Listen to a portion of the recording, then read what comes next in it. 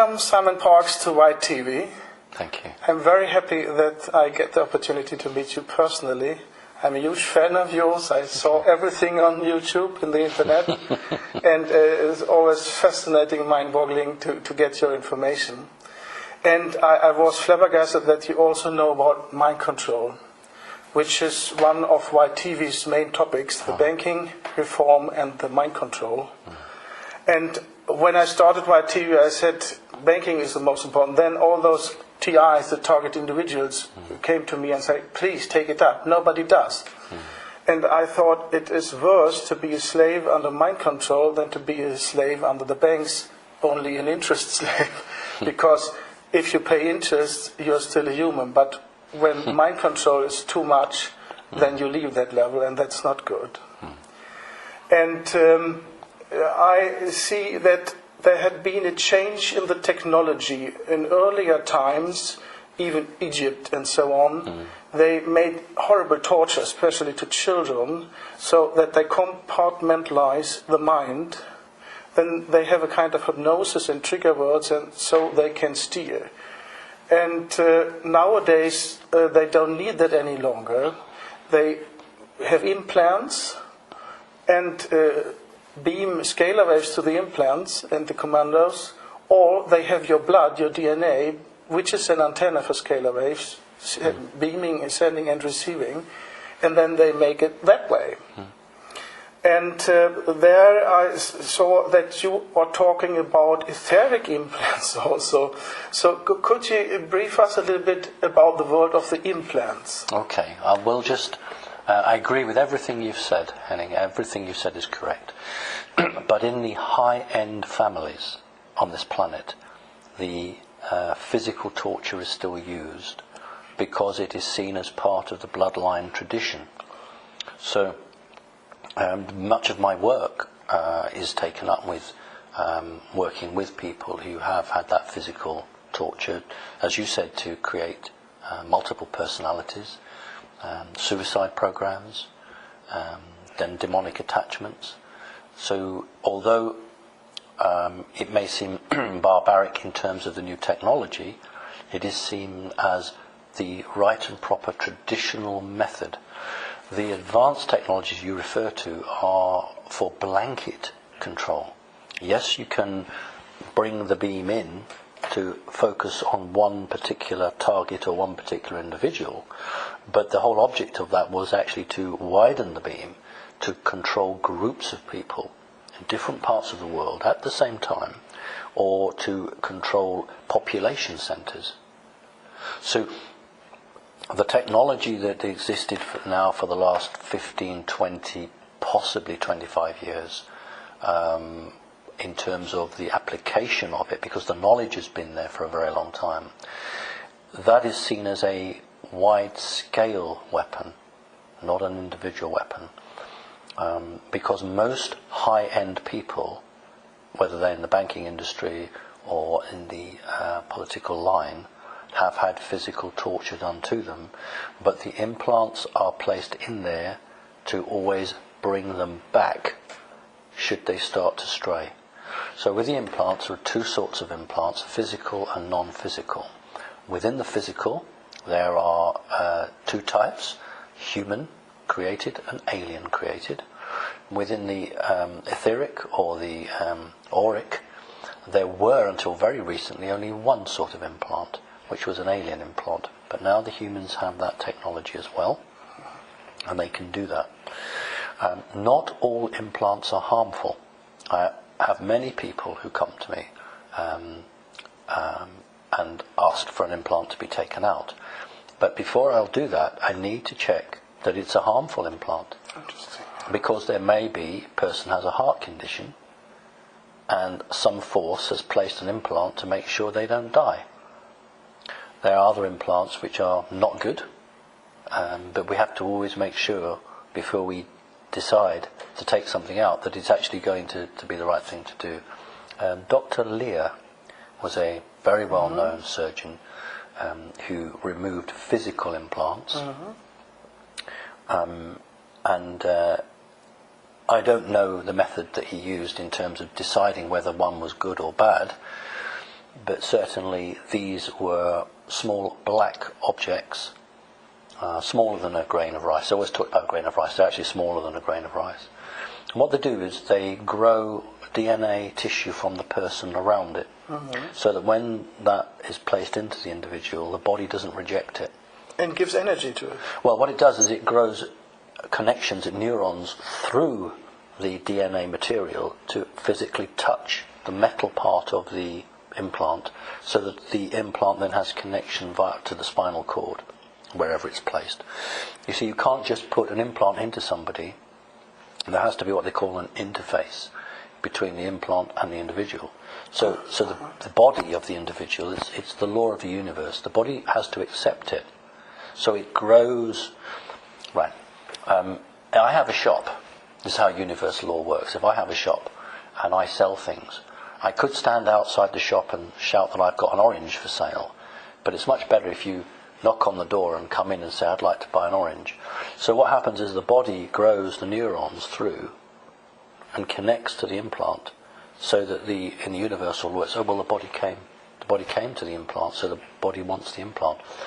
It's very much like people often say to me, why don't the good aliens throw the bad aliens off? Why don't they throw the bad people off?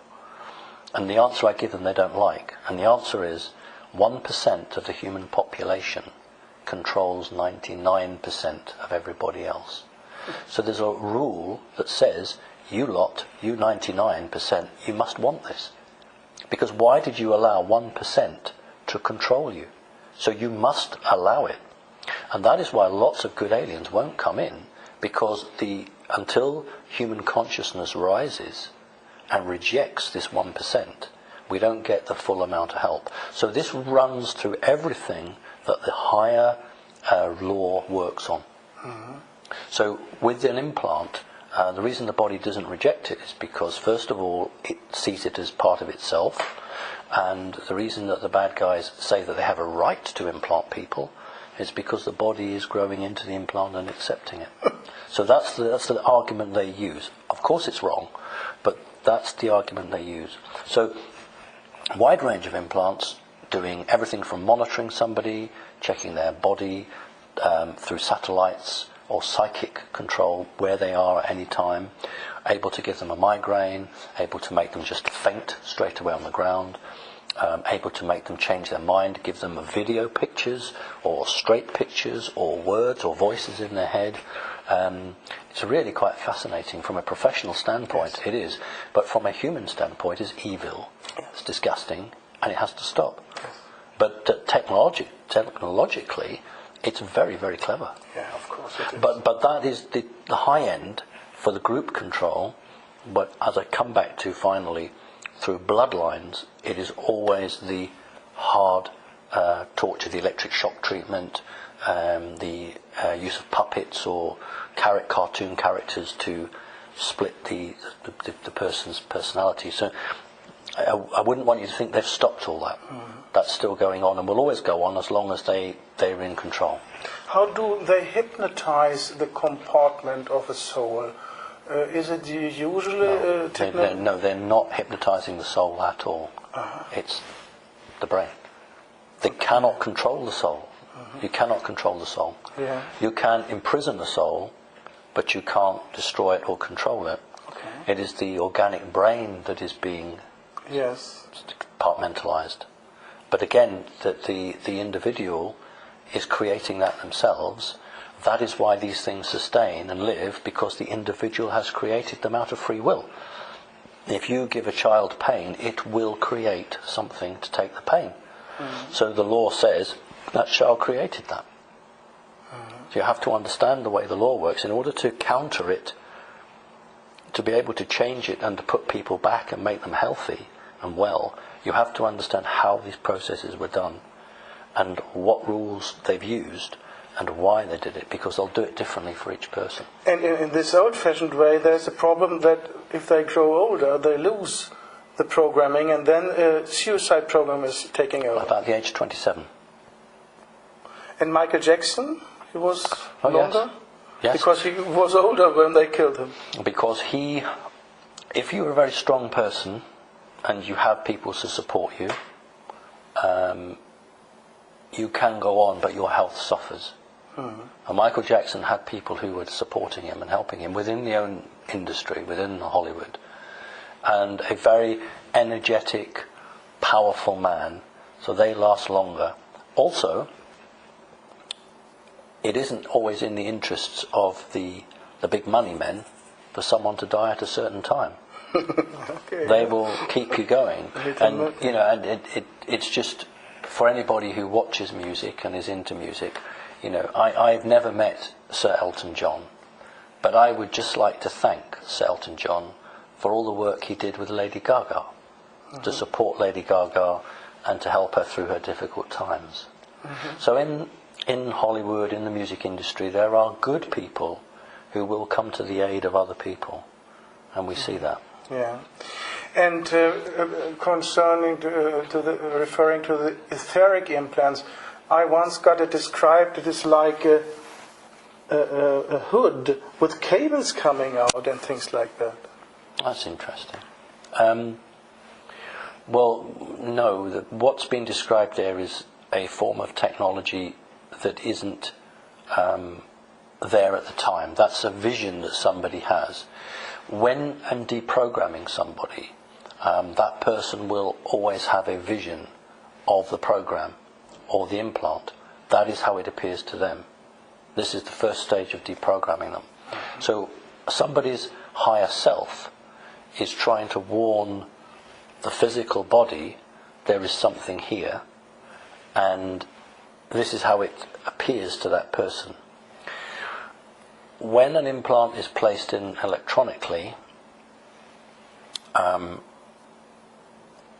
or etherically, the other person at the other end, the bad guy, will wear a device to boost, it's usually a male, to boost his psychic strength. So that the cap you're talking isn't worn by the victim, but it is worn by the person who is sending that, because it is boosting, not on all cases, but on some cases, so that can divide into colours, numbers, shapes, and different commands and different information. You see, you mustn't just think of the brain sending one message. The brain can be split and send lots of different messages. So it's very complicated to explain. But what you're seeing there is a construct, how somebody would see it. I'll give an example. The oldest person I've ever helped was nearly 60. So the type of programming there was very primitive. It was Yellow Brick Road programming. But the youngest person I ever saw was 16 years old. So here the programming is far more advanced. And in this case, there were traps laid for people like me. Because back 40, 50 years ago, they didn't expect anybody would be able to deprogram, so they never put booby traps in.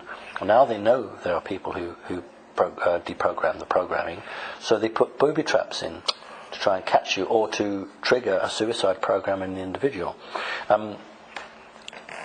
So it's very much like the old films of bomb disposal, where you have the wire cutters and you think, well, which cable do I cut? Is it the red or the green? Awful. Yes, because we're not talking about breakfast cereal, we're not talking about motor cars, we're talking about real living people. Yes. You know, and I will help anybody who wants to get better. I got a lot of criticism for helping somebody who was linked to the Rothschilds. Why not? But when that person was a young girl, she never asked to be tortured. Yeah. So I'm doing it because this is a human being. Sure. And, you know, so again, there's a lot of people I think out there on the internet who just really don't understand what goes on. Yes. And I think they would actually run out of the room being physically sick if they actually knew what goes on. I get every day emails, letters, phone calls from TIs all over the world, and they ask, can you take a new scanning session? I want to know, do I have an implant or not? Can you explain how we can detect or scan them? Well, you have to be a psychic person. There's a difference between being spiritual and psychic. If you're a psychic person, you will be able to detect, in most cases, the implants, but not always. And one type of implant may not be spotted by a person. You see, I have a vision. I'm not a wealthy man. I have a vision. I would love to have a holistic centre, to run a centre where you have a group of people, because one person scanning somebody may not pick that up, but I would have someone sit in the middle and you have 6 people around them. You see, and you are looking at the quadrants, each different sides, because one person who's psychic will be very different from the following person, and your own makeup, the own way your brain works, mean that you will detect some things that others won't. So if you sat someone in the middle and you had 6 people around them, at least 2 to 3 of them would pick up the whole pattern. But often, you see, it's very hard to get it. So you'll go to one person, and the person will do a reading, and they'll say, no, you haven't got any. Or, yes, you've got one.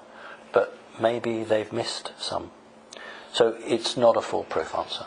And we could not go and buy some instrument. We were around 3 years ago in Germany with the usual scanner for electromagnetic waves, and there was also a good picture, because every wave has a part of electromagnetic well, it's scalar waves, really. It's electromagnetic waves, you know. They operate differently. The waves operate differently. You can detect fluctuations in the field. There are sensitive equipment that will detect. If you drop a little tiny pebble or a grain of sand into a pool of water, there will be ripples. And what you have to do is you have to get the person, you show them pictures on a screen. Pictures, symbols, numbers, colours.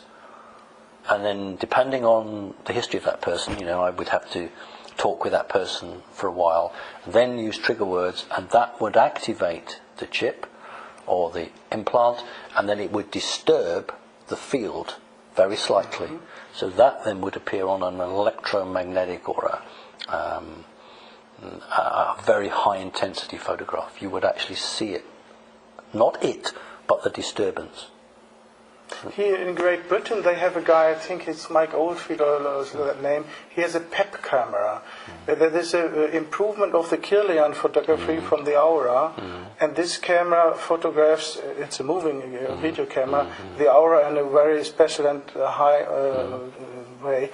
Do you know whether with that instrument one could detect it? Yes, but you would have to try to activate the implant so that it would show itself.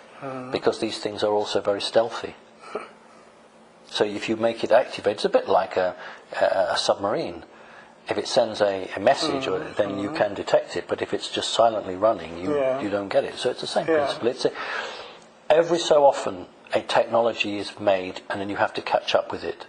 Both sides try to outthink the other. Professor Meyer, the new Tesla, said it is so difficult to scan scalar waves because they do not have open field lines. Yes. It is a closed system. Yes. Do you know about one scanner for scalar waves? But the point is, you see, that, if I may say so, you're making the same mistake. You are looking for technology to give you the answer. These things are used from technology, but they are also placed by psychic ability. So you will detect and you will remove them psychically. Because if you were to bathe that person's auric field in enough energy to fry, for want of a better word, that device, you will actually harm the individual. You can't do that. Also important information. You can't do that. One of the ways that you'll find this interesting, I think. Humans also implant people, okay, but not bad humans. Let us say that you were going to be taken by the reptilians.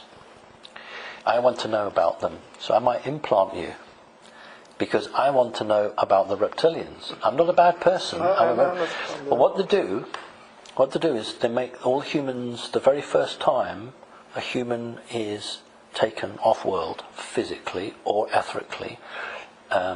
If they're physical, they make them take their clothes off. And they walk past a bank of crystals. And some of these crystals are 5 meters tall. Beautiful, beautiful pyramid crystals.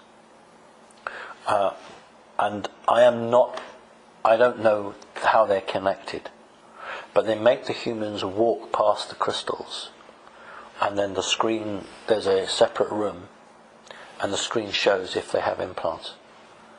So they have the technology to find both sorts of implants. So it obviously exists, but it is one of the technologies that they're not willing to share with the humans.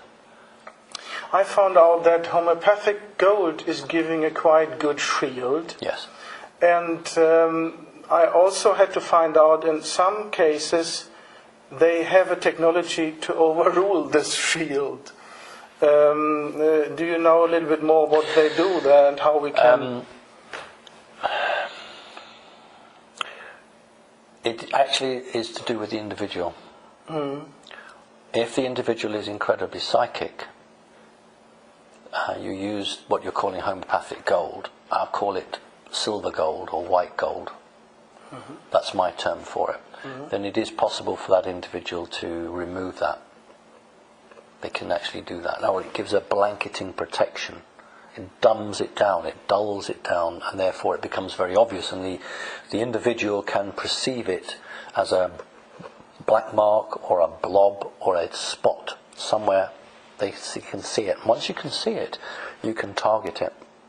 That's why these things remain hidden. It's also about raising the elevation of the individual, because if an individual is not particularly psychic, then they will not have the capability to help in the process of removing it, because the individual has to actually help to remove it. You can't just expect someone else. The devices that you're talking about to overcome that gold, I am not familiar with. I am told that there are machines that can do that, but this is what I mean. One side does something, then someone thinks of something else, then someone else. It's the difference, isn't it, between the old days when you would wear armour, and then you'd have to get thicker armour and thicker armour and thicker armour. In a way, this is not the right conversation. The right conversation is how do we protect ourselves from getting them in the first place? How can we remove them ourselves? Because I don't think that humankind should just rely on machines to do the jobs. And you are capable in most cases to remove them yourself. But the trouble is, people don't believe they can do it. In the case I work with a guy very close, I don't want to name names just now, the gold helped very well. Then he was tricked to travel to the United States 2 times, and then it did not help. A little bit, yes, but now they have control. Well, in that case, that's really very simple. When you use that sort of material, not your frequency changes, but the connection between yourself and your higher self alters, slightly out of phase, which brings you the protection. But if you allow yourself to fall into enemy hands, they will just take a sample of that, and they will then rephase, or it's a bit like a old-fashioned radio where you tune it in. When you use the gold, you turn the dial, and it's off. It's off channel. But if a bad person can take a sample of that, they can then turn it back in. That's what happened. But he would physically have had to be taken. So he may have no memory, but he would physically have had to be in a hotel room. Yes, they needed him over there. That's what sure. They did. Yes. Well, the similar things to people in this country. We had a guy called McKinnon, who was a whistleblower, who amazingly hacked into the Pentagon and saw the secret space program. And they wanted to extradite him to America and basically put him in jail forever and ever. Big battle went on. America and Britain obviously very close, and you couldn't imagine Britain stopping him going. Well, the deal was that he isn't very well, and he attended hospital. So he went 3 trips to hospital. I bet you the doctors were American. And then he didn't have to go, wasn't extradited, because I expect he doesn't remember anything now. So, this is what perhaps annoys me, is that people are very naive.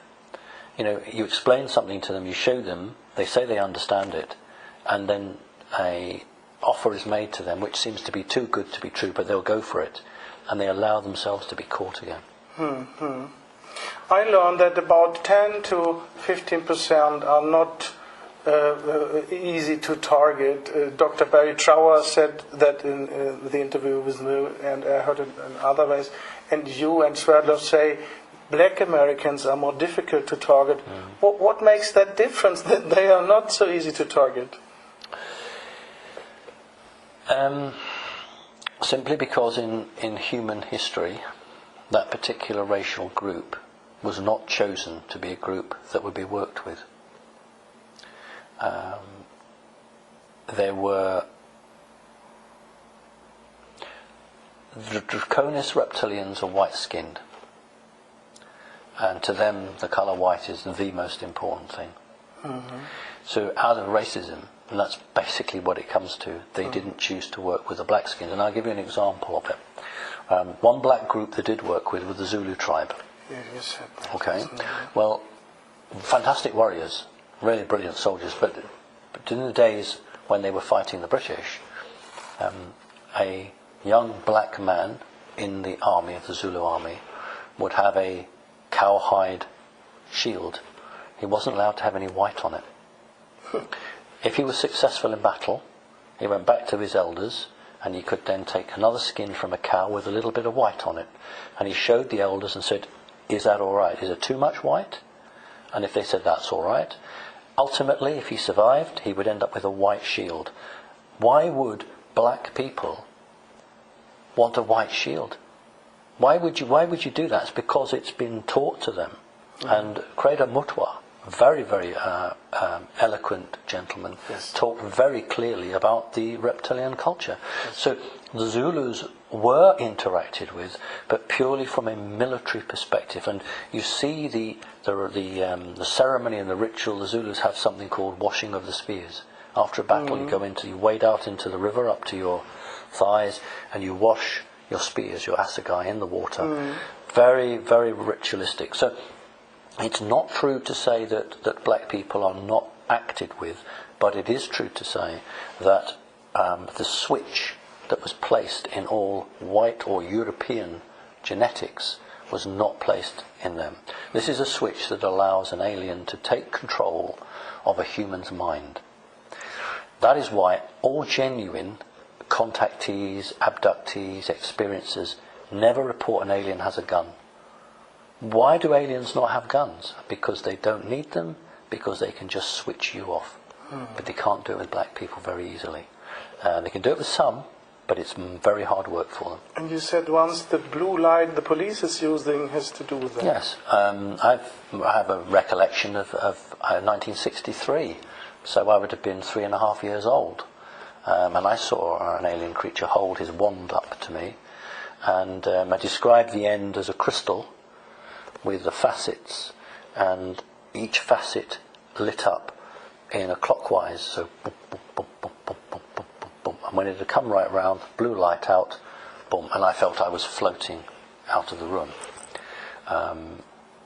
That's why the police and the ambulance, on all forces, use the blue light, because if you have a blue light being flashed behind you, you start to make decisions that are not normal. So that is why in America the police just sit back and wait for the person to crash the car. And I have heard that if you imagine purple light, then that is a kind of shield. Yes, because it's a higher frequency than blue. So simple. Yeah. Yeah. And how can we solve the problem with mind control? How can we liberate the planet? Besides, there are obviously stations on the moon and the Saturn rings that are also making mass mind control here on the planet. I think it's all part of the consciousness rise. I think that I believe that when human consciousness rises to a very high level, it won't be possible to mind control people because they change their reality. And also a lot of these elite power structures will have to go They'll either physically be pulled down, literally. There will be riots on the street. It will happen. But I think in most cases people just quietly pack their bags and leave. Yeah. And one important question on the technology. I found out they love to use the cell phone technology to piggyback on the cell phone, which is also using a lot of scalar waves, especially close to the antennas, to piggyback their mind control programs. Could you confirm that? Yes, that's why major cities have had these little aerials, these little antennas that have been placed in shopping centres, in major towns. If you are a small town, they're not bothered. But if you're a major conurbation, they are. You can... piggybacking is one word, but there's a better word, which is subduction. In other words, the carrier wave, the legitimate telephone wave, these things don't just sit on the top. They sit within them. You know, in digital, if you're going 121212, you can put another code inside. You don't have to be separate. Because it's longitudinal wave. Yes, you can actually put it in as long as you're decoding it the other side, and you can decode two separate messages or whatever it is. So it doesn't piggyback it in that sense. It piggybacks it because it gives it the energy to follow. It gives it the route way. It's like taking a stick and dropping it on a river, and the river, as you watch the stick, the river takes the stick out. So it gives it that route. Now, how that works on the person is that at a set time of the evening, that's why anybody in the know leaves their mobile phones out of their room, you know, when they go to bed at night, because that's when the messages can be given. Particularly at night, because you're in a different form of sleep. Your brain has gone into that different waves. They've tried it particularly in Britain when there were some demonstrations some 10-15 years ago from helicopters. So you wanted to do an experiment on a group of people. And the Iraq War. As well, yeah. So you're looking at, can you change the mood of these people? And I heard that the earlier analog television had the mind control signal through the sound. And when they got digital, it is the flickering of the picture. Yes, picture. Yeah. Yes. There were two reasons why all of Europe moved from the analog to the digital. One was because it made it easier. But the second thing was it's so much easier to hack digital. It's incredibly hard to eavesdrop on analog communications. It's incredibly hard. And that's why in Britain we were forced to go to digital. There actually was a rule and a law. We had to give all our analog phones up, and that happened across Europe. So the elite steer the people where they want. And as long as the people don't have the knowledge, they won't see. But when they have knowledge, they won't be pushed. That's what we must do. We must make sure that people are aware of this technology. There's nothing wrong in the technology. It's how it's being used. It's a tool, yes. Exactly right. Yeah. There are other kind of technologies where they spread mind control? In a loose way, with chemical trails, with tiny nanoparticles or nanorobots. I suppose we could call that some form of mind control, although it's much more of a physiological control.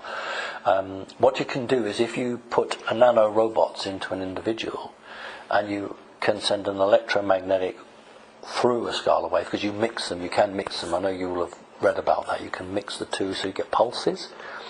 You can activate different robots or different implants in an individual. So if you have a Prime Minister and you have a very important bill in legislation to be signed into Parliament, you could influence that individual on what to do. That's how advanced it is. How do the Morgellons come in here? Because a lot of TIs complain about Morgellons, that is artificial structures in the skin and itching and... Well, they can grow. The body will grow that. If you send a DNA code into an individual, it will grow that. I forget the Japanese gentleman who did the experiments with ice crystals and water. Moto. Moto. Well, this is not... He's dead now, unfortunately. This is not dissimilar, because crystalline structure or a shape can be grown from molecules, from tiny, tiny bits. It will grow. The body will grow that. So not grafted in. You can send a message for very tiny things in the body to join and send a message, a DNA program, to create something. So you can actually, a living creature can be programmed physically, not just mentally. So you could technically grow another finger, because you would send that information to the body, and you would override the genome that says you should have 4 and a thumb, and you say, no, that's not right, you need another one here. Oh yes, I do, and it will grow one. It's perfectly normal. And what's the purpose of the Morgellons?